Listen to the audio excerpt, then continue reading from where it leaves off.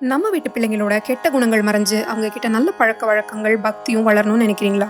தீய வழியில போகாம ஒரு சிறந்த சீடனா அவங்கள மாத்தணும்னா இந்த அவனிதனிலே திருப்புகழ் ஏன் கூட சேர்ந்து நீங்களும் தினமும் படிங்க.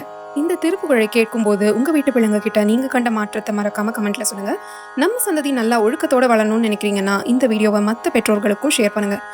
அவனிதனிலே பிறந்து மதலையெனவே தவழ்ந்து அழகு பெறவே நடந்து இளைஞனாய்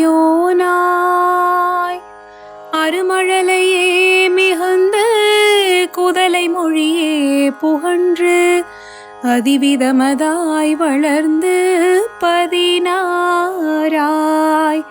சிவகலைகளாகமங்கள் மிதவும் மறையோதும் அன்பர் திருவடிகளே நினைந்து துதியாமல் தெரிவயர்கள் ஆசை மின்றி வெகுங்கவலையாய் உழன்று திரியும் அடியேனை உன்றன் அடி சேராய் மௌன உபதேச சம்பு மதியருகு வேணி தும்பை மணிமுடியன் மீதணிந்த